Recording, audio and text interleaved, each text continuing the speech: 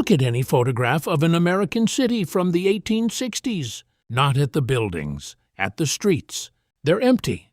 The official explanation: long exposure. People were moving and didn't show up on film. That explanation works for one photograph, for two. But when you look at hundreds of images from dozens of different cities, Chicago, St. Louis, Cincinnati, Detroit, Cleveland, and every single one of them shows empty streets with brand new-looking buildings, the explanation starts to fall apart.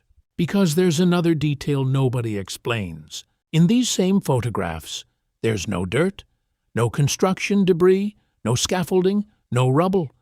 Massive multi-story stone buildings stand on clean paved streets as if they were always there, as if the city wasn't built, but found. I'm going to show you some of these photographs right now. Look at the sidewalks. Look at the windows.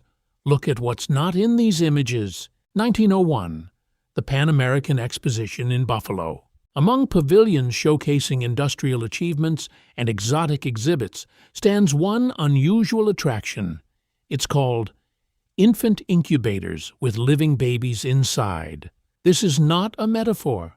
Literally, glass machines with real premature babies inside. People paid admission and watched the children through the glass. The organizer of this attraction, Dr. Martin Couney, a German physician who toured this show across every major exposition in America and Europe from 1896 to 1943.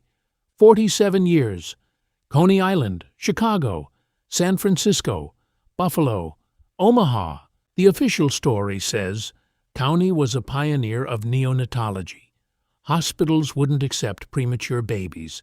He saved them by displaying them to the public to cover the cost of equipment. That sounds reasonable, until you start asking questions. Question 1. Where did the babies come from? The official answer: from hospitals. Parents handed their babies to Couney because hospitals refused to treat them. Couney nursed them back to health for free for the families, earning money from ticket sales. But here's what's strange. Couney operated in an era when birth registration in the U.S. was optional or completely non-existent in most states. Mandatory birth registration was introduced in most American states only between 1900 and 1920. Before that, no records. A child could appear. A child could disappear. No documents. Now let's look at the numbers. In 1800, the population of the United States was approximately 5 million people. In 1900, 76 million. In 100 years, a 15-fold increase. The official explanation: natural growth plus immigration. And that's true. Immigration was massive. But let's look at the specific numbers. The peak of immigration to the U.S. came between 1880 and 1920. During that period, approximately 20 million people arrived. That's a large number, but it doesn't explain where the cities came from. Here's what that means. Take Chicago. In 1830, a village of a few houses, around 100 people. In 1870, 300,000 people. In 1900, 1.7 million. In 40 years, a city grew from a village into a metropolis with developed infrastructure, sewage systems, water supply, streetcar lines, multi-story buildings, and hundreds of thousands of residential homes. A construction boom of this scale requires manpower. A lot of manpower. People who lived somewhere while they were building. People who left traces, camps, dumps, temporary structures, roads from quarries. None of that appears in the photographs. Let's talk about a specific building. The Chicago City Court, built in 1853. A 4-story limestone building with columns, a dome, and intricate stone carvings across the facade. In 1853, Chicago had a population of approximately 60,000 people. A small city by the standards of the time. Stonemasons capable of producing such carvings numbered, according to census records, no more than a few dozen in the entire city. The building was constructed in 2 years. Today, an equivalent building with the same level of finish takes an average of 8 to 10 years to build.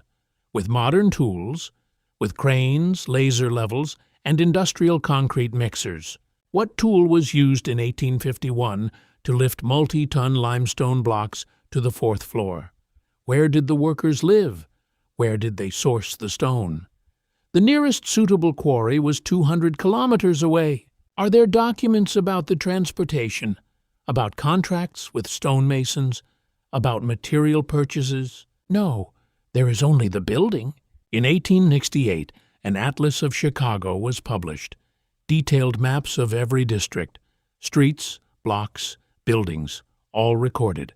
Compare it to maps of the same city from 1850. In 18 years, the city grew territorially by 15 times. Thousands of buildings appeared. Hundreds of streets were laid. Now open the building permits from that period. They're held in the archive of the Chicago Historical Society. Researchers who worked with this archive discovered one anomaly. Building permits were issued retroactively. The building was already standing, and the permit is dated a year later, or 2 years later, or there's no permit at all, but the building appears in tax registries as long established. Who built it? When? On what authority? Official history calls this the bureaucratic chaos of a period of rapid growth. Records weren't kept because everything was changing too fast. But chaos doesn't explain a pattern. And there is a pattern here. Buildings appear without documents.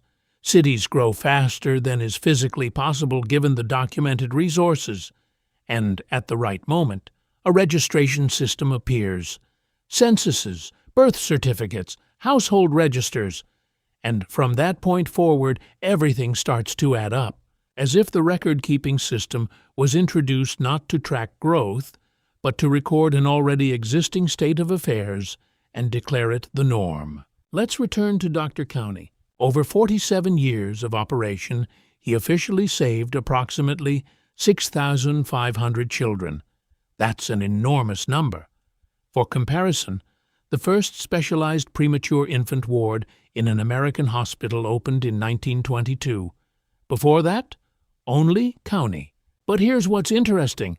Couney never published medical reports, never applied for government funding, never sought official recognition of his methods. For a man who claimed to be revolutionizing medicine, remarkably modest behavior. He died in 1950. His archives, if they existed, did not survive. 6,500 children. Not a single complete documentary trail. Not a single medical record. Not a single registry. Where did the children go who weren't claimed by their parents? The official answer: they were adopted. Through what structures? Through what registries? In an era when mandatory adoption registration didn't exist in many states. Nobody has asked that question persistently enough. I'm not claiming to know what happened. I'm claiming the following. American cities of the 19th century grew at an impossible speed, leaving none of the construction traces that should have existed. Photographs record empty streets and finished buildings with no signs of construction. Building documentation is systematically absent or backdated. Demographic growth outpaces any reasonable combination of natural increase and immigration. The birth registration system was introduced precisely when the growth had already concluded, and a man who publicly housed thousands of parentless infants in glass boxes at fairgrounds left not a single document behind. Each of these facts in isolation has an explanation. Together, they describe a situation in which someone very methodically created a population for already completed infrastructure, and did so in an era when record-keeping didn't yet exist. And then record-keeping appeared, and everything started to look normal. Find the earliest photographs of your city. Count the buildings. Count the people on the streets. Then ask yourself, where is everyone? If you're interested in what else doesn't add up in the official history of America's settlement, the next video is already ready.